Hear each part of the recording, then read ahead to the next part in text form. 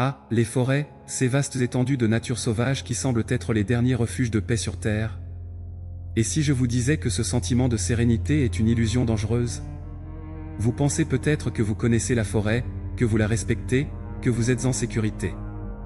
Mais, laissez-moi vous poser une question, que se passe-t-il vraiment au cœur de ces bois, là où personne ne va jamais? On nous a appris à croire que la nature est bienveillante, qu'elle offre refuge et tranquillité. Pourtant, la vérité est bien plus troublante, et même terrifiante. Vous savez, il y a cette idée que seuls les imprudents ou les inconscients se perdent dans les bois. Mais et si je vous disais que des personnes comme vous et moi, des personnes sensées, prudentes, bien informées disparaissent sans laisser de traces, littéralement englouties par cette nature que nous pensions dominer? Ça fait froid dans le dos, n'est-ce pas? Imaginez-vous, un simple pas hors du sentier battu, une brume qui tombe soudainement, et vous voilà piégé dans un monde où les règles que vous connaissez n'ont plus cours. Les histoires que vous êtes sur le point de découvrir vont vous emmener là où la lumière du jour ne pénètre pas, où le silence est plus assourdissant que le bruit, et où chaque arbre pourrait bien cacher un secret que vous n'êtes pas prêt à affronter. Mais ne vous inquiétez pas, car en vous plongeant dans ces récits, vous apprendrez à comprendre ces forces obscures, à décoder ces signes que d'autres ont ignorés à leurs dépens. Et plus encore, vous saurez comment ne pas devenir la prochaine victime d'une disparition mystérieuse, ou comment y échapper, si jamais le sort décidait de vous mettre à l'épreuve. Alors, êtes-vous prêt à remettre en question tout ce que vous pensiez savoir sur les forêts, et peut-être, à découvrir une vérité qui vous changera à jamais? Bienvenue dans le silence mortel. La forêt s'étendait à perte de vue, ses arbres majestueux semblant toucher le ciel. Une famille ordinaire, les Dubois, avait décidé d'explorer ces sentiers réputés pour leur beauté époustouflante. Ils ignoraient alors que cette randonnée allait prendre un tournant macabre, les plongeant dans un cauchemar atterrorisant dont ils ne reverraient jamais. Au début, l'atmosphère était joyeuse, remplie de rires et d'excitation. Les enfants couraient en avant, découvrant avec émerveillement la faune et la flore luxuriantes. Mais à mesure que la journée avançait, une sensation étrange commença à s'insinuer dans leurs esprits. Le sentier, autrefois clair et bien balisé, semblait s'étirer indéfiniment. Les heures passaient, et la famille Dubois réalisa avec effroi qu'ils ne reconnaissaient plus rien autour d'eux. Les arbres, auparavant accueillants, prenaient des formes menaçantes, leurs branches tordues semblant vouloir les attraper. Un silence pesant s'abattit sur la forêt, interrompu seulement par le craquement sinistre des brindilles sous leurs pas. La panique commença à s'emparer d'eux lorsqu'ils tentèrent en vain de contacter les secours. Leur téléphone, pourtant chargé le matin même, n'affichait plus aucun signal. C'était comme si la forêt elle-même les avalait, les coupant du monde extérieur. La peur s'installa, glaciale et insidieuse, s'infiltrant dans leurs os. À la tombée de la nuit, l'obscurité devint leur pire ennemi. Les ombres dansaient autour d'eux, prenant des formes cauchemardesques. Les enfants, épuisés et terrifiés, se blottissaient contre leurs parents. Mais même les adultes ne pouvaient cacher leur désarroi face à cette situation harpiante qui dépassait l'entendement. Ils décidèrent de monter un campement de fortune, espérant que la lumière du jour leur apporterait des réponses. Mais le sommeil fut agité, peuplé de cauchemars où la forêt prenait vie, les poursuivant sans relâche. Des bruits étranges les entouraient, comme des murmures lointains portés par le vent, ajoutant à leur angoisse grandissante. Au matin, leur situation ne s'était pas améliorée. Le brouillard s'était levé, épais et oppressant, réduisant leur visibilité à quelques mètres. Chaque pas était un défi, le sol semblant se dérober sous leurs pieds. La forêt jouait avec leurs sens, les désorientant toujours plus. Le doute s'insinuait, allaient-ils un jour retrouver leur chemin? Les jours se succédèrent, se ressemblant tous dans leur horreur. La faim et la soif les torturaient, leurs provisions s'amenuisant dangereusement. Ils tentèrent de se nourrir de bailles et de plantes, mais même la nature semblait se liguer contre eux. Certains fruits avaient un goût amer, provoquant des hallucinations terrifiantes qui les plongeaient encore plus profondément dans le désespoir. Le père, dans un dernier effort pour sauver sa famille, décida de tenir un journal. Il y consignait leurs expériences, espérant que si quelqu'un les retrouvait un jour, il comprendrait ce qui leur était arrivé. Ces écrits, d'abord rationnels, devinrent de plus en plus incohérents, reflétant leur descente dans la folie. Jour 5, où est-ce le 6? Je ne sais plus. Les arbres nous observent. Ils bougent quand on ne les regarde pas. J'ai vu des yeux briller dans l'obscurité hier soir. Ce n'étaient pas des animaux. Quelque chose nous traque. Quelque chose d'ancien et de maléfique. Ces lignes griffonnées témoignaient de l'horreur qu'ils vivaient. La mère tentait de rester forte pour les enfants, mais son regard trahissait sa terreur. Elle avait l'impression que la forêt les avait choisis, les attirant dans un piège soigneusement élaboré. Chaque bruit, chaque ombre la faisait sursauter. Elle ne dormait plus, craignant que si elle fermait les yeux, sa famille disparaisse. Les enfants, autrefois si joyeux et pleins de vie, étaient devenus des coquilles vides. Leurs yeux, auparavant pétillants, fixaient maintenant le vide, comme s'ils avaient vu des choses que nul enfant ne devrait voir. Ils ne pleuraient même plus, résignés à leur sort, perdus dans un monde de cauchemars éveillés. Un soir, alors que l'espoir les avait presque totalement abandonnés, ils entendirent un son. C'était faible, presque imperceptible, mais c'était là. Un appel? Une voix humaine? Ils se précipitèrent dans sa direction, le cœur battant. Mais plus ils avançaient, plus le son s'éloignait, les entraînant toujours plus profondément dans les ténèbres de la forêt. Ce fut la dernière fois qu'on entendit parler de la famille Dubois. Les recherches, lancées des jours plus tard lorsqu'on s'aperçut de leur disparition, ne donnèrent rien. C'était comme si la terre les avait engloutis. La forêt garda son secret, ne laissant derrière elle qu'un journal abandonné, témoin silencieux de leur descente aux enfers. Les pages du journal, retrouvées des mois plus tard par un randonneur chanceux, racontaient une histoire si terrifiante qu'elle semblait sortir tout droit d'un roman d'horreur. Pourtant, l'authenticité de l'écriture, les détails précis sur la famille, ne laissaient aucun doute. Ce n'était pas une fiction, mais le récit d'une tragédie bien réelle. Les autorités étaient perplexes. Comment une famille entière pouvait-elle disparaître sans laisser de traces? Les théories les plus folles commencèrent à circuler. Certains parlaient de portails dimensionnels, d'autres de créatures surnaturelles habitant la forêt. La vérité, quelle qu'elle soit, restait insaisissable, alimentant les peurs et les superstitions. La forêt devint rapidement le sujet de toutes les conversations. Les locaux, autrefois fiers de leur patrimoine naturel, commencèrent à regarder les arbres avec méfiance. Des histoires anciennes, oubliées depuis longtemps, ressurgirent. On parlait de malédictions, de pactes ancestraux brisés, de forces obscures sommeillant sous les racines centenaires. Des équipes de chercheurs, intrigués par le mystère, tentèrent d'explorer la zone où la famille avait disparu.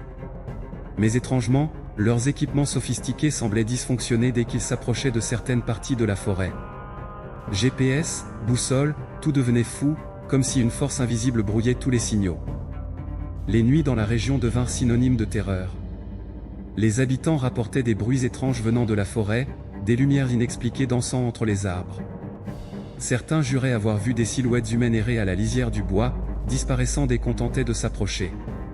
Était-ce la famille Dubois, condamnée à hanter éternellement ces lieux maudits? La disparition des Dubois n'était que le début. D'autres cas similaires furent signalés dans les mois qui suivirent. Des randonneurs solitaires, des couples en escapade romantique, tous avalés par la forêt sans laisser de traces. Chaque nouvelle disparition ajoutait une couche supplémentaire au mystère, transformant la région en véritable triangle des Bermudes terrestres. Les médias s'emparèrent de l'affaire, attirant l'attention du monde entier sur cette forêt maudite. Des émissions spéciales, des documentaires, des livres. Tous tentaient de percer le secret de ces disparitions en série. Mais plus on creusait, plus le mystère s'épaississait, révélant des couches insoupçonnées d'horreur et d'inexpliquées. La forêt, autrefois source de vie et de beauté, était devenue un symbole de mort et de peur. Les sentiers, jadis foulés par des familles heureuses, étaient maintenant déserts. Seuls les plus téméraires, ou les plus fous, osaient encore s'y aventurer, attirés par l'appel du danger et de l'inconnu. Mais à quel prix? Alors que le monde extérieur s'interrogeait, la forêt gardait ses secrets. Les arbres, témoins silencieux de tant d'horreur, continuaient de grandir, imperturbables. Et quelque part, dans les profondeurs de ce labyrinthe végétal, peut-être que la famille Dubois errait encore, prisonnière d'un cauchemar sans fin, attendant d'être libérée, ou que d'autres les rejoignent dans leur damnation éternelle. L'excitation était palpable lorsque Thomas, Léa et Marc chargèrent leur sac à dos dans la voiture. Un week-end d'aventure les attendait dans les profondeurs de la forêt de Brocéliande, loin du tumulte de la ville. Ils ignoraient alors que ce voyage allait prendre une tournure macabre, les plongeant dans un mystère qui entrait leurs proches pendant des années. Le trajet fut joyeux, ponctué de blagues et de projets pour leur séjour. À leur arrivée, ils s'enfoncèrent dans la forêt, cherchant l'endroit parfait pour établir leur campement. L'air frais, le chant des oiseaux, tout semblait idyllique. Pourtant, une sensation étrange commença à s'insinuer en eux à mesure que le soleil déclinait. Ce fut Léa qui le remarqua en premier. « Vous ne trouvez pas qu'il fait trop silencieux » murmura-t-elle. Et en effet, le chant des oiseaux s'était tu, laissant place à un silence oppressant. Thomas tenta de plaisanter pour détendre l'atmosphère, mais son rire sonnait faux dans l'air immobile de la forêt. Alors qu'ils montaient leur tente, Marc jura avoir vu une ombre se faufiler entre les arbres. « Ce n'est rien, juste un animal », tenta-t-il de se rassurer. Mais le doute s'était installé, et chaque craquement, chaque bruissement de feuilles les faisait sursauter. La nuit tomba rapidement, enveloppant leur campement d'une obscurité presque palpable. Assis autour du feu de camp, ils tentèrent de garder une ambiance légère, racontant des histoires et grillant des marshmallows. Mais leur rire sonnait creux, comme s'ils essayaient de repousser une menace invisible. C'est alors que Léa sortit son téléphone pour enregistrer un message vocal à envoyer à sa famille. « Salut tout le monde. On est bien arrivé, le coin est superbe mais... » Elle hésita un instant, puis continua d'une voix moins assurée, « On a une drôle d'impression. Comme si on était observé. C'est sûrement rien, mais... » Un craquement sonore interrompit son message, les faisant tous sursauter. Le message fut envoyé dans la précipitation, dernière trace de leur présence. La nuit fut agitée, peuplée de cauchemars et de bruits inexpliqués. Au matin, l'atmosphère était lourde, chargée d'une tension presque palpable. Ils décidèrent de faire une randonnée, espérant que l'activité chasserait leurs angoisses nocturnes. Mais plus ils s'enfonçaient dans la forêt, plus ils avaient l'impression de s'égarer. Les arbres semblaient se resserrer autour d'eux, créant un labyrinthe végétal dont ils ne parvenaient pas à s'extirper. La panique commença à monter lorsqu'ils réalisèrent qu'ils tournaient en rond, revenant sans cesse au même point malgré leurs efforts pour trouver un chemin différent. C'est là que les chuchotements commencèrent. Au début, ce n'était qu'un murmure à peine audible, comme le vent dans les feuilles. Mais peu à peu, les sons devinrent plus distincts, presque des mots, dans une langue qu'ils ne comprenaient pas terrorisante. Cette cacophonie semblait venir de partout et nulle part à la fois, les enveloppant dans un cocon sonore atterrorisante. La nuit tomba à nouveau, les surprenant au cœur de la forêt. Épuisés et désorientés, ils décidèrent de monter un campement de fortune. Aucun d'eux ne voulait l'admettre, mais la peur s'était définitivement installée, glaçant leurs os et embrouillant leurs esprits. Le sommeil fut impossible, chaque bruit, chaque ombre les maintenant dans un état d'alerte constant. Au petit matin, Marc avait disparu. Son sac de couchage était vide, sans aucun signe de lutte. Thomas et Léa l'appelèrent jusqu'à s'en casser la voix, mais seul l'écho de leurs cris leur répondait. La forêt semblait se moquer d'eux, avalant leurs appels dans son silence implacable. Paniqués, ils tentèrent de retrouver le chemin du retour, mais c'était peine perdue. La forêt avait changé, ou était-ce leur perception qui s'était altérée? Les arbres semblaient se déplacer, les sentiers s'effacer sous leurs pas. Même le soleil paraissait jouer contre eux, ne leur donnant aucune indication fiable sur leur direction. C'est là que Léa remarqua les symboles. Gravés dans l'écorce des arbres, à peine visibles si on ne savait pas où regarder. Des formes étranges, des sigles qui n'appartenaient à aucune langue connue. C'est ancien, murmura-t-elle, fascinée malgré sa terreur. Quelque chose de très ancien vit ici. La journée passa dans un brouillard de peur et de confusion. Quand la nuit tomba à nouveau, Thomas et Léa étaient à bout de force, physiquement et mentalement. Ils se blottirent l'un contre l'autre, tentant de trouver un peu de réconfort dans leur détresse partagée. C'est alors que les lumières apparurent. Des lueurs dansantes, semblables à des feux follets, commencèrent à virevolter entre les arbres. Hypnotisantes, elles semblaient les appeler, les inviter à les suivre.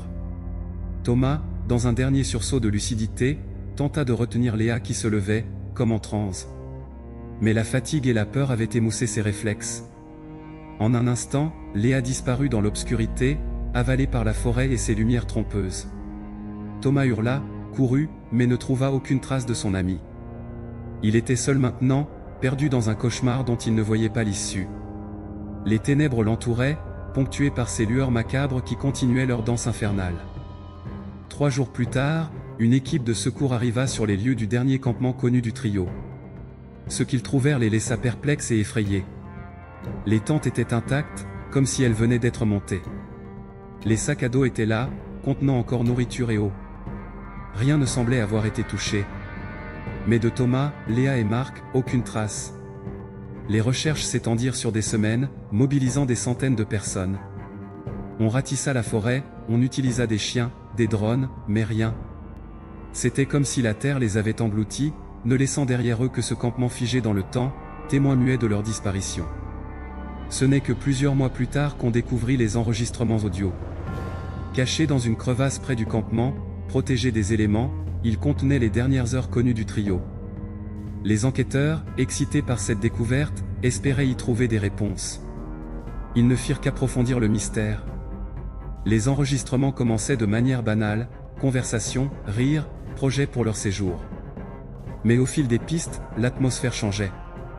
On entendait la peur s'insinuer dans leur voix, les silences devenir plus longs, plus lourds.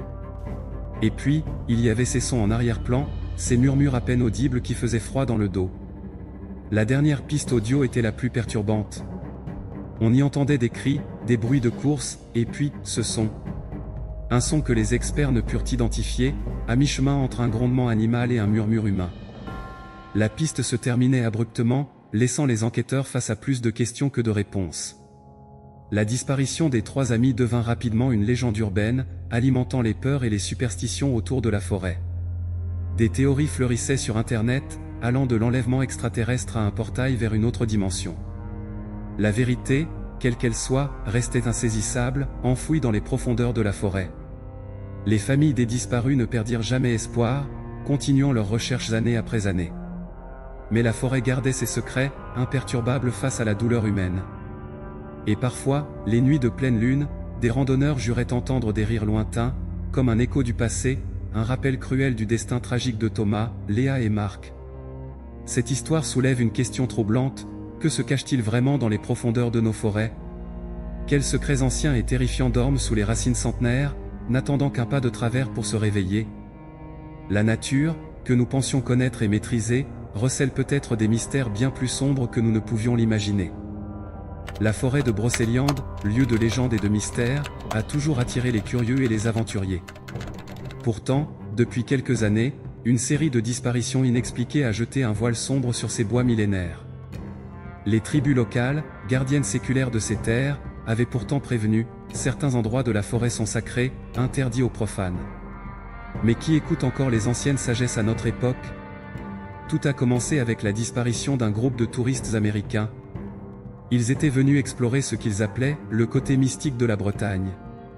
Malgré les avertissements des guides locaux, ils s'étaient aventurés dans une zone réputée dangereuse. On ne les revit jamais. Les recherches ne donnèrent rien, comme si la forêt les avait avalés, ne laissant derrière eux que quelques photos floues sur leurs appareils abandonnés. Cette première disparition aurait dû servir d'avertissement. Au lieu de cela, elle ne fit qu'attiser la curiosité des chasseurs de sensations fortes. Des explorateurs, des youtubeurs en quête de vue, des médiums prétendant pouvoir communiquer avec les esprits de la forêt.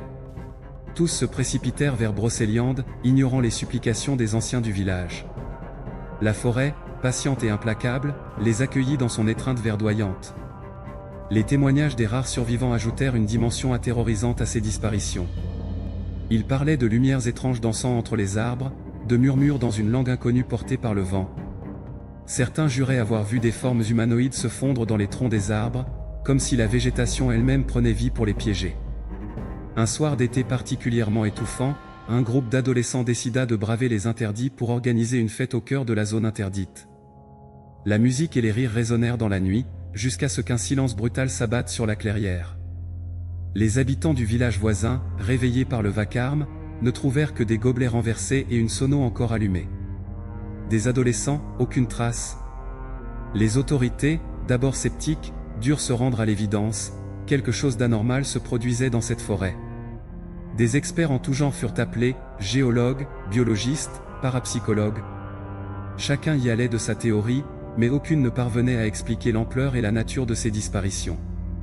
La forêt gardait jalousement ses secrets, se jouant des tentatives humaines pour la comprendre. Un célèbre explorateur, connu pour avoir survécu aux conditions les plus extrêmes, décida de relever le défi. Équipé des technologies les plus avancées, il s'enfonça dans les profondeurs de Brocéliande, promettant de lever le voile sur ce mystère. Pendant 3 jours, il transmit des données fascinantes, variations magnétiques inexpliquées, anomalies gravitationnelles, et même des enregistrements audio qui firent frémir les plus sceptiques. Puis, plus rien. Le silence. Les enregistrements récupérés de son expédition ajoutèrent une nouvelle couche d'horreur au mystère. On y entendait des bruits de pas, des craquements, puis sa voix, d'abord assurée puis de plus en plus paniquée. « Il y a quelque chose ici, quelque chose d'ancien, ça nous observe, ça nous a toujours observés. » Ces derniers mots, à peine audibles, glacèrent le sang de ceux qui les entendirent. Ce n'est pas une forêt, c'est... L'affaire prit une dimension internationale. Des équipes de chercheurs du monde entier convergèrent vers Brocéliande, armées de théories et d'équipements sophistiqués. Mais la forêt semblait se jouer d'eux, brouillant leurs instruments, les désorientant. Certains parlaient de champs magnétiques anormaux, d'autres de gaz hallucinogènes naturels. Mais au fond, tous savaient que ces explications rationnelles ne suffisaient pas à expliquer l'inexplicable. Les habitants des villages environnants, longtemps silencieux, commencèrent à partager d'anciennes légendes. Ils parlaient d'un pacte ancestral entre les hommes et les esprits de la forêt, un accord qui aurait été rompu par l'avidité et l'insouciance moderne. La forêt, disaient-ils, ne faisait que reprendre son dû, punissant ceux qui osaient violer ses lois millénaires. Un chaman, venu d'une tribu lointaine, tenta une approche différente. Pendant des jours, il médita à la lisière de la zone interdite, communiant avec ce qu'il appelait « l'esprit de la forêt ». Ceux qui l'observaient rapportèrent avoir vu son corps se tordre de douleur, son visage exprimer une terreur pure. Lorsqu'il émergea enfin de sa transe, ses yeux étaient ceux d'un homme qui avait vu l'indicible. « La forêt n'est pas ce que vous croyez, murmura-t-il d'une voix brisée. Elle est vivante, consciente. Chaque arbre, chaque feuille fait partie d'un tout. Et ce tout a faim. » Il refusa d'en dire plus, quittant la région le jour même, laissant derrière lui plus de questions que de réponses. Son témoignage, bien que rejeté par la communauté scientifique, alimenta les théories les plus folles sur Internet.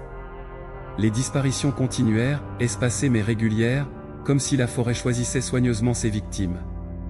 Des randonneurs solitaires, des couples en quête de romantisme, des familles en pique-nique. La liste s'allongeait, et avec elle, la réputation sinistre de Brocéliande. Le tourisme, autrefois florissant, s'effondra. Les villages alentours se vidèrent peu à peu, leurs habitants fuyant la menace invisible qui planait sur la région. Pourtant, certains refusaient de partir. Des irréductibles, enracinés dans cette terre depuis des générations, maintenaient que la forêt n'était pas maléfique. Elle se protège, affirmait une vieille femme, dernière représentante d'une lignée de guérisseurs. Nous avons oublié comment l'écouter, comment la respecter. Elle nous rappelle simplement que nous ne sommes que des invités ici. Un jour, un enfant du village disparut. Contrairement aux autres victimes, il n'avait pas bravé les interdits, n'avait pas pénétré dans la zone dangereuse. Il jouait simplement dans son jardin, à la lisière de la forêt. Cette disparition marqua un tournant. La menace, jusque-là contenue, semblait s'étendre. La peur s'installa, viscérale, paralysante. Les nuits devinrent un cauchemar éveillé, chaque ombre, chaque bruissement de feuilles faisant sursauter les plus courageux. C'est alors qu'un phénomène étrange se produisit. Des personnes disparues des mois, voire des années auparavant, commencèrent à réapparaître. Mais elles n'étaient plus les mêmes. Leurs yeux, vides de toute émotion, semblaient refléter des horreurs inimaginables. Ils ne parlaient plus, ou alors dans une langue incompréhensible, faite de sons gutturaux et de sifflements. Leur peau avait pris une teinte verdâtre, comme si la chlorophylle coulait dans leurs veines. Les autorités, dépassées, les placèrent en quarantaine. Les examens médicaux révélèrent des anomalies biologiques inexplicables. Leur ADN semblait avoir été modifié, intégrant des séquences inconnues, plus proches du règne végétal que du règne animal. Que avaient-ils vécu dans les profondeurs de la forêt? Quel processus macabre les avait transformés ainsi? La communauté scientifique était en ébullition. Certains parlaient de mutations génétiques accélérées, d'autres d'une forme de symbiose entre l'homme et la forêt. Mais toutes ces théories semblaient dérisoires face à la réalité harpiante de ces êtres qui n'étaient plus tout à fait humains. La frontière entre le naturel et le surnaturel s'estompait, laissant place à un sentiment de terreur primale. Alors que le monde extérieur s'interrogeait, la forêt de Brocéliande continuait sa vie millénaire, imperturbable. Les arbres bruissaient doucement sous la brise, cachant dans leur feuillage des secrets plus anciens que l'humanité. Et parfois, la nuit, on pouvait entendre des chants étranges portés par le vent, comme un appel, une invitation à rejoindre les mystères de la forêt. Le mystère de Brocéliande reste entier, défiant toute explication rationnelle. Combien d'autres secrets dorment dans les profondeurs de nos forêts? Quelles forces anciennes et terrifiantes coexistent avec nous, attendant patiemment le moment de se révéler. Alors que nous pensons dominer la nature, peut-être ne sommes-nous que des invités temporaires dans un monde qui nous dépasse. La forêt de Brocéliande, avec ses disparitions et ses mystères, nous rappelle notre place dans l'ordre naturel des choses. Elle nous invite à réévaluer notre relation avec le monde qui nous entoure, à redécouvrir un respect perdu pour les forces de la nature. Car qui sait quels autres secrets, quelles autres horreurs, attendent d'être découverts dans les recoins sombres de notre monde? Les montagnes ont toujours exercé une fascination particulière sur l'homme. Majestueuses et implacables, elles représentent un défi ultime pour les aventuriers en quête de dépassement de soi. Mais parfois, ces géants de pierre gardent jalousement leurs secrets, transformant l'exaltation de l'ascension en un cauchemar glacial. C'est précisément ce qui est arrivé à un groupe d'alpinistes chevronnés, disparus mystérieusement dans les Alpes françaises, laissant derrière eux une énigme qui entrait le monde de l'alpinisme pendant des années. L'expédition, composée de 5 alpinistes reconnus internationalement, avait pour objectif de conquérir un sommet réputé pour son accès difficile. Leur réputation les précédait, chacun avait à son actif des ascensions périlleuses dans les conditions les plus extrêmes. Rien ne laissait présager la tournure macabre que prendrait leur aventure. Le jour de leur départ, l'atmosphère était à l'excitation et à la confiance. Les sourires sur les photos prises au camp de base ne trahissaient aucune appréhension. Les premiers jours de l'ascension se déroulèrent sans encombre. Les communications régulières avec le camp de base témoignaient de leur progression constante malgré des conditions météorologiques capricieuses. Mais au 5e jour, quelque chose changea. Le ton des messages devint plus tendu, plus énigmatique. « Il y a quelque chose d'étrange ici », rapporta l'un des alpinistes. « Les repères ne correspondent plus à nos cartes. C'est comme si la montagne avait changé. » Cette communication fut la dernière reçue du groupe. Les jours suivants furent marqués par un silence angoissant. Les équipes de secours, mobilisées dès les premières heures de l'alerte, se heurtèrent à une météo aterrorisante, comme si la montagne elle-même refusait de livrer ses secrets. Les recherches s'étendirent sur des semaines, mobilisant des moyens considérables, mais en vain. La montagne avait avalé les 5 alpinistes sans laisser la moindre trace. Ce qui rendait cette disparition particulièrement troublante, c'était l'absence totale d'indices. Pas de débris d'équipement, pas de traces dans la neige, rien qui puisse indiquer la direction prise par le groupe ou ce qui avait pu leur arriver. C'était comme s'ils s'étaient volatilisés en pleine ascension, défiant toutes les lois de la physique et de la logique. Cette absence de preuves alimentait les théories les plus folles, allant de l'enlèvement extraterrestre à l'ouverture d'un portail dimensionnel. Les familles des disparus, rongées par le chagrin et l'incompréhension, refusèrent d'abandonner. Elles financèrent des expéditions privées, consultèrent des médiums, et explorèrent chaque piste, aussi improbable soit-elle. Mais la montagne gardait obstinément son secret, impassible face à la douleur humaine. Chaque nouvelle tentative de percer le mystère se soldait par un échec, ajoutant à la réputation sinistre de ce sommet maudit. Les années passèrent, et l'affaire des alpinistes disparus devint une légende dans le monde de l'alpinisme. On en parlait à voix basse dans les refuges de montagne, on échangeait des théories autour des feux de camp. Certains guides refusaient catégoriquement d'emmener des groupes sur ce versant de la montagne, prétextant des mauvaises vibrations. La peur s'était installée, transformant ce qui était autrefois un défi sportif en une menace surnaturelle. C'est alors qu'un événement inattendu vint raviver l'intérêt pour cette affaire. 5 ans après la disparition, l'un des guides de l'expédition, que l'on croyait mort avec les autres, réapparut. Il fut retrouvé errant dans une petite ville au pied de la montagne, désorienté et dans un état physique alarmant. Son apparition souleva plus de questions qu'elle n'apporta de réponses, plongeant l'affaire dans un mystère encore plus profond. L'homme, identifié comme étant Marc Leroy, le guide principal de l'expédition, était méconnaissable. Son corps émacié portait les marques d'une épreuve indicible, et ses yeux reflétaient une terreur qui dépassait l'entendement. Mais le plus troublant était son comportement, il semblait avoir perdu la capacité de communiquer normalement, ne s'exprimant que par des sons gutturaux et des gestes frénétiques. Les médecins qui l'examinèrent furent déconcertés par son état. Les tentatives pour comprendre ce qui était arrivé à Marc et au reste de l'équipe se heurtèrent à un mur.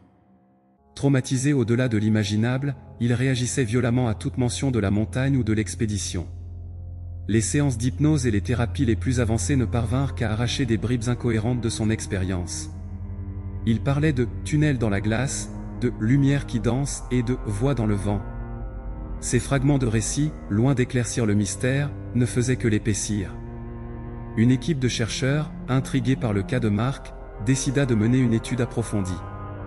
Ils analysèrent chaque détail de son récit fragmenté, chaque réaction physique, chaque donnée médicale. Ce qu'ils découvrirent dépassa leurs attentes les plus folles. Le corps de Mark présentait des anomalies inexplicables, des modifications cellulaires inédites, une résistance accrue au froid, et même des traces d'un composé chimique inconnu dans son sang. Ces découvertes relancèrent les spéculations sur ce qui avait pu se passer sur cette montagne maudite.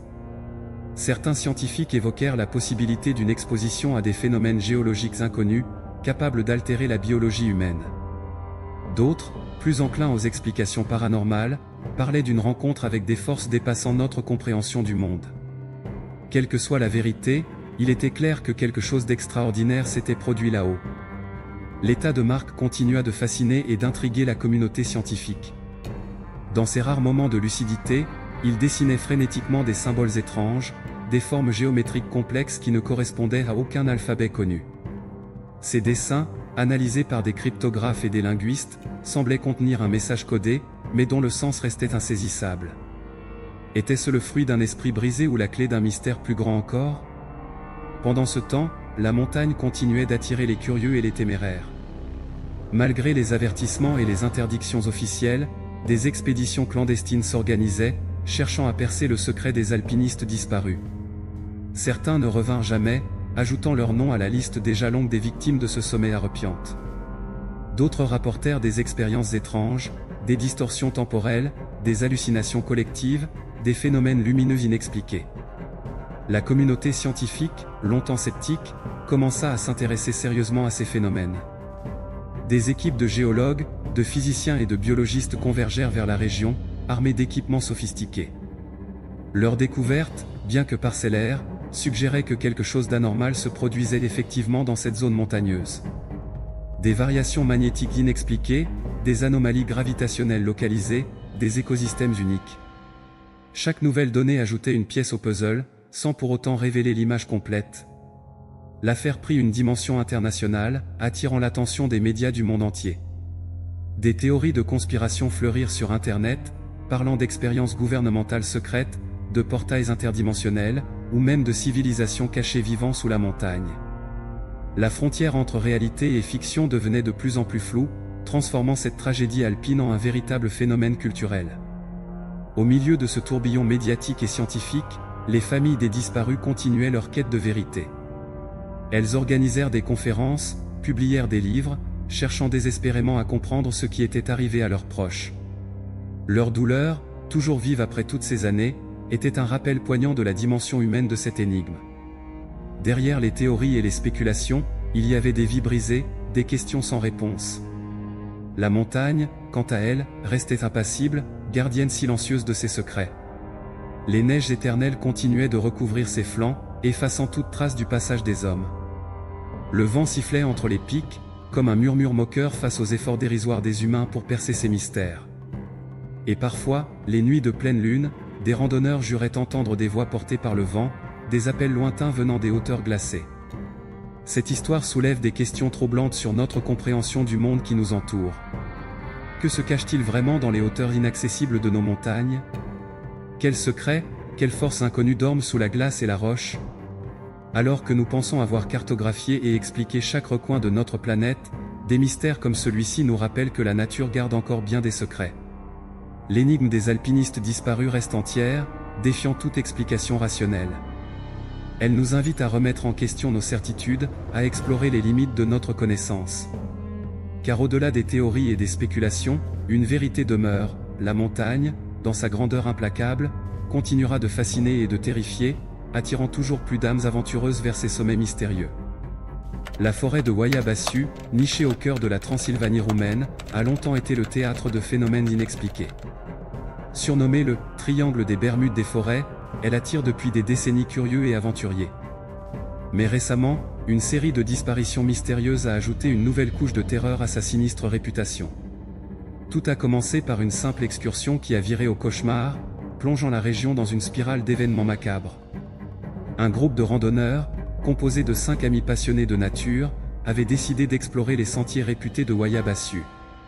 Malgré les avertissements des locaux, qui considéraient certaines parties de la forêt comme maudites, ils s'étaient aventurés dans ses profondeurs.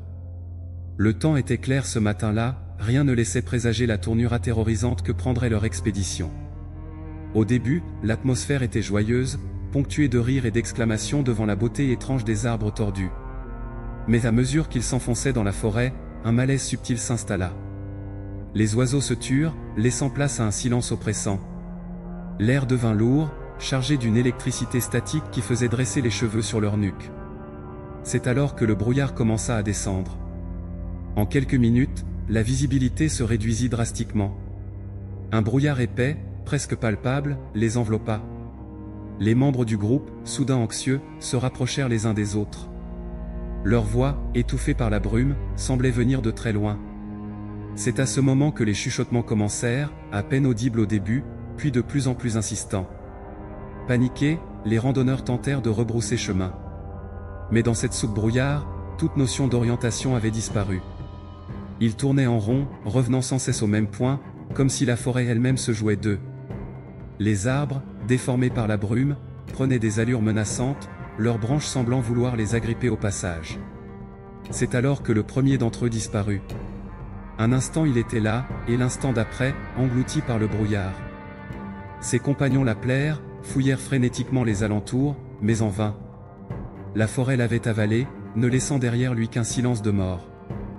La peur, viscérale, s'empara du groupe. Ils se mirent à courir, trébuchant sur les racines, s'écorchant aux branches, dans une tentative désespérée d'échapper à ce cauchemar. Un à un, ils disparurent dans la brume. Leurs cris, de plus en plus lointains, finirent par s'éteindre complètement. Quand le brouillard se leva enfin, plusieurs heures plus tard, il ne restait aucune trace des 5 randonneurs. Leur sac à dos, abandonné, était le seul témoignage de leur passage. La forêt de Wayabassu avait une fois de plus prouvé sa réputation harpiante. L'enquête qui suivit ne fit qu'épaissir le mystère. Les recherches intensives ne donnèrent aucun résultat. C'était comme si les 5 amis s'étaient évaporés dans l'air. Les chiens renifleurs perdaient leurs traces au même endroit, tournant en rond, désorientés. Les équipes de secours rapportèrent des dysfonctionnements inexpliqués de leurs équipements, boussoles affolées, GPS en panne, radios grésillant des sons inquiétants. Les témoignages des rares personnes ayant aperçu le groupe ce jour-là ajoutèrent une dimension surnaturelle à l'affaire. Un vieux berger jura avoir vu des ombres dansantes, dans le brouillard, des formes humanoïdes qui se mouvaient de manière non naturelle. Une famille en pique-nique à la lisière de la forêt rapporta avoir entendu des voix étranges, portées par le vent, dans une langue qu'ils ne purent identifier. Les autorités, dépassées par l'ampleur du phénomène, firent appel à des experts en tout genre. Géologues, météorologues, parapsychologues. Chacun y allait de sa théorie. On parla de poches de gaz hallucinogènes, de champs magnétiques anormaux, voire de portails dimensionnels.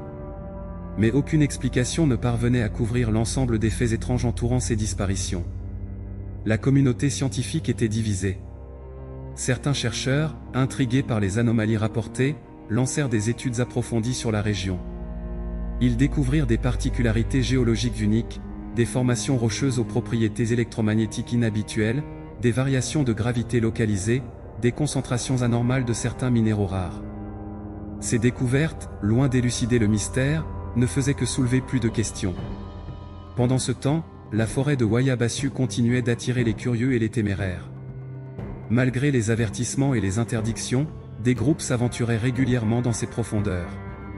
Certains en revenaient avec des histoires à glacer le sang, des pertes de temps inexpliquées, des apparitions fantomatiques, des sons impossibles. D'autres ne revenaient jamais, ajoutant leur nom à la liste grandissante des disparus. Les médias s'emparèrent de l'affaire, transformant Wayabassu en véritable phénomène médiatique. Émissions spéciales, documentaires, livres. La forêt devint le sujet de toutes les conversations. Les théories les plus folles circulaient sur Internet, allant de l'intervention extraterrestre à l'existence d'une civilisation souterraine. La frontière entre réalité et fiction s'estompait, alimentant la fascination du public pour ce lieu maudit. Mais au-delà du sensationnalisme, une réalité troublante demeurait, des gens disparaissaient, laissant derrière eux des familles brisées et des questions sans réponse. Les proches des disparus, unis dans leur douleur, formèrent des associations, organisant des veillées aux chandelles à la lisière de la forêt. Leurs appels déchirants résonnaient dans la nuit, espérant contre tout espoir un signe de leurs êtres chers. C'est alors qu'un événement inattendu vint relancer l'affaire. Un an jour pour jour après la disparition du groupe de randonneurs, l'un d'entre eux réapparut. Il fut retrouvé errant sur une route déserte, à des kilomètres de Wayabassu, dans un état de confusion totale. Son apparition souleva plus de questions qu'elle n'apporta de réponses, plongeant l'affaire dans un mystère encore plus profond. L'homme, identifié comme étant Paul Mirescu, était méconnaissable. Son corps émacié portait les marques d'une épreuve indicible, et ses yeux reflétaient une terreur qui dépassait l'entendement. Mais le plus troublant était son comportement, il semblait avoir perdu la notion du temps, convaincu que seulement quelques heures s'étaient écoulées depuis leur randonnée. Les examens médicaux révélèrent des anomalies inexplicables, un vieillissement cellulaire accéléré, des modifications génétiques subtiles, et la présence de composés chimiques inconnus dans son organisme. Les tentatives pour comprendre ce qui était arrivé à Paul et aux autres se heurtèrent à un mur. Traumatisé au-delà de l'imaginable, il ne parvenait à s'exprimer que par bribes incohérentes. Il parlait de « temps qui se plie », de « créatures dans le brouillard » et de « monde superposé ». Ces fragments de récits, loin d'éclaircir le mystère, ne faisaient que l'épaissir, ouvrant la porte à des interprétations encore plus fantastiques. Une équipe de chercheurs, fascinés par le cas de Paul, entreprit une étude approfondie. Ils analysèrent chaque détail de son témoignage fragmenté, chaque anomalie physique, chaque réaction psychologique. Leur conclusion, bien que préliminaire, suggérait que Paul avait vécu une expérience qui défiait notre compréhension actuelle de la physique et de la réalité. Certains parlaient de voyage dans le temps, d'autres de dimensions parallèles. Pendant ce temps, la forêt de Wayabassu continuait sa vie millénaire, imperturbable face à l'agitation qu'elle suscitait. Les arbres tordus murmuraient dans le vent, gardiens silencieux de secrets plus anciens que l'humanité. Et parfois, les nuits de pleine lune, on pouvait entendre des voix étranges portées par la brise, comme un appel venu d'un autre monde. Le mystère du brouillard mortel de Wayabassu reste entier, défiant toute explication rationnelle. Il nous rappelle que malgré nos avancées technologiques et scientifiques, il existe encore des phénomènes qui échappent à notre compréhension. La nature, dans sa complexité infinie, garde encore bien des secrets, certains peut-être trop terrifiants pour être révélés. Cette histoire soulève des questions profondes sur notre place dans l'univers. Sommes-nous vraiment seuls? Existe-t-il des réalités parallèles à la nôtre, séparées par un voile aussi fin qu'un brouillard mystérieux? Et si c'est le cas, que se passe-t-il lorsque ces réalités se chevauchent, ne serait-ce qu'un instant? Le cas de Wayabassu nous invite à rester humbles face au mystère de notre monde, tout en continuant à chercher des réponses. Car au fond, n'est-ce pas cette quête de l'inconnu qui nous pousse à explorer, à découvrir, à repousser les limites de notre compréhension? Même face à l'inexplicable, même confrontés à nos peurs les plus profondes, nous continuons à chercher, à questionner, à vouloir comprendre. Et peut-être qu'un jour, les secrets de Wayabassu et de son brouillard mortel seront enfin révélés, ouvrant la porte à une compréhension nouvelle de notre réalité. La route forestière qui traverse la forêt de Saint-Hubert en Belgique a longtemps été considérée comme un simple chemin pittoresque, apprécié des automobilistes pour ses paysages bucoliques. Mais depuis quelques années, une série d'événements macabres a transformé cette route en un lieu de terreur, connu désormais sous le nom sinistre de « l'appel de la nuit ». Des voyageurs solitaires, attirés par un mystérieux appel nocturne, disparaissent sans laisser de traces, laissant derrière eux une énigme qui glace le sang des habitants de la région. Tout a commencé par une nuit d'automne, lorsqu'un routier s'est volatilisé alors qu'il empruntait cette route. Son camion fut retrouvé au petit matin, moteur encore tournant, phares allumés, mais sans aucune trace du conducteur. Les autorités pensèrent d'abord à un banal accident, mais l'absence totale d'indices et le témoignage troublant d'un automobiliste de passage ajoutèrent une dimension surnaturelle à l'affaire. Ce témoin, un représentant de commerce rentrant tard d'un rendez-vous, raconta avoir vu le routier arrêté sur le bas-côté, semblant écouter quelque chose. Il avait l'air en transe, déclara-t-il, les yeux fixés sur la forêt, comme s'il entendait un appel que personne d'autre ne pouvait percevoir.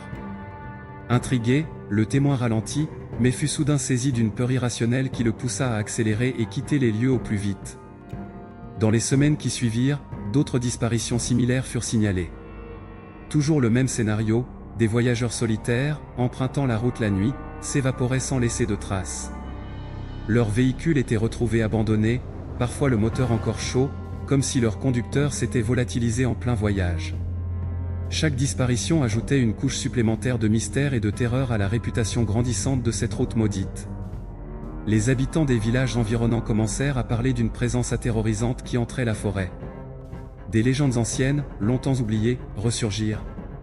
On évoquait des esprits de la forêt, des créatures surnaturelles qui attireraient les voyageurs pour les piéger dans un autre monde. Certains affirmaient entendre des murmures portés par le vent les nuits de pleine lune, des voix d'une beauté ensorcelante qui appelaient dans une langue inconnue.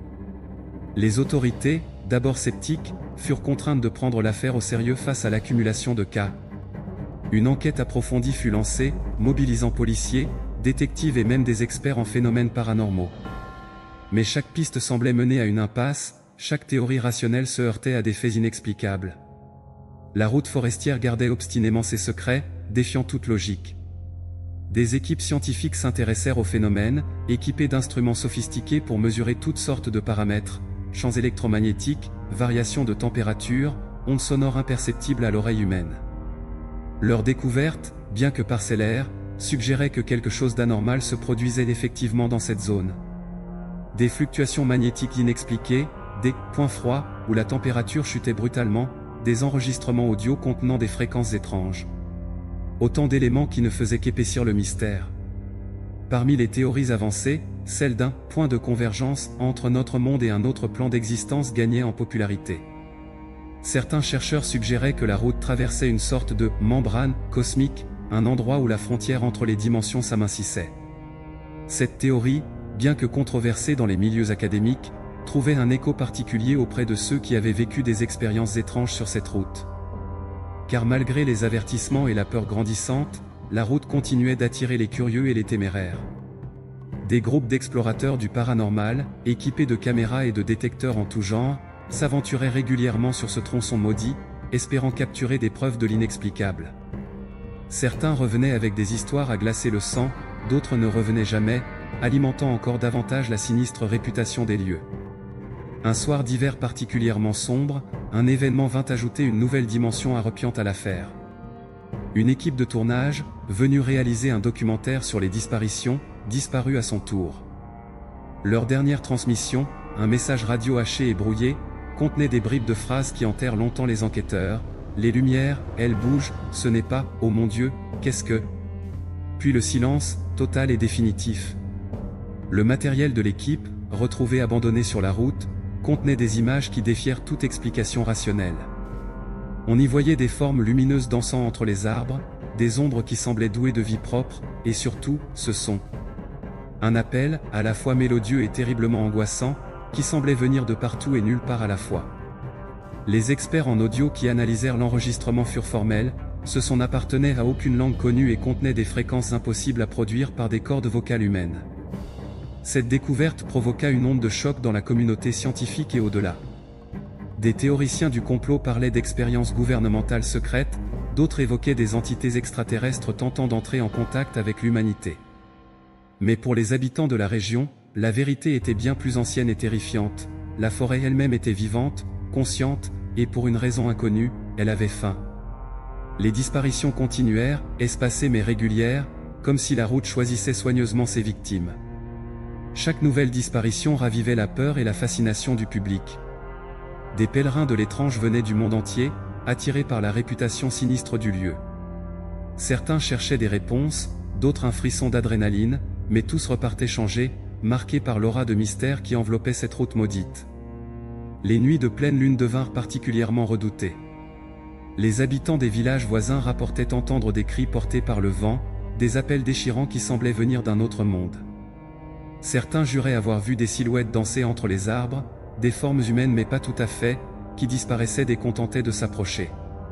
La frontière entre le monde des vivants et celui des disparus semblait s'estomper ces nuits-là. Un groupe de chercheurs en parapsychologie tenta une expérience audacieuse. Équipés de technologies de pointe et protégés par toutes sortes d'amulettes et de symboles protecteurs, on n'est jamais trop prudent, ils décidèrent de passer une nuit entière sur la route, dans l'espoir de comprendre enfin la nature de cet appel mystérieux. Leur expérience, retransmise en direct sur Internet, tint en haleine des millions de spectateurs à travers le monde. Au début, tout semblait normal. La nuit était calme, seul le ululement occasionnel d'une chouette venait troubler le silence.